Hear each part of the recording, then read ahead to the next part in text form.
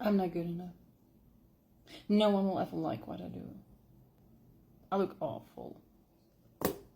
These are relentless whispers of the inner critic that many of us battle every single day. But as a trauma coach and EMDR therapist, I've come to understand that these statements are more than just negative self-talk. They're actually a cry for safety, born from the wounds of our past. Today, let's explore the connection between the inner critic and trauma and discover how we can offer compassion to this inner child of ours. The inner critic can be absolutely relentless, bombarding us with thoughts of inadequacy and self-doubt. But beneath these harsh judgments lies a deeper longing for safety and validation. Trauma, whether it's from childhood experiences or recent traumatic or painful events, it can leave us feeling vulnerable and unprotected.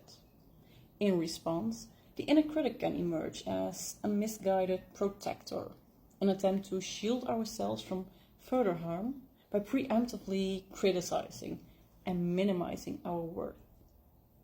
Now, it's essential to recognize that the inner critic is not our enemy, but a wounded part of ourselves, desperately seeking safety in a world that just feels threatening.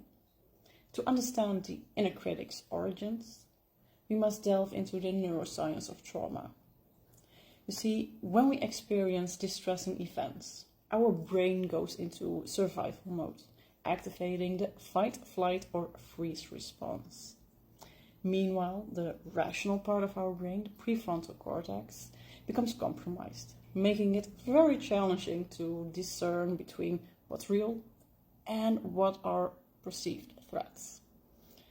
As a result, the inner critic emerges as a survival strategy, a way to anticipate danger and protect ourselves from potential harm. Healing from the grip of the inner critic actually begins with self-compassion and validation. So instead of fighting it, silencing it, or suppressing this inner voice, we can offer it understanding and tenderness. By acknowledging the underlying fear and vulnerability that drives the inner critic, we can create a safe inner environment where our inner child feels seen, heard, and accepted.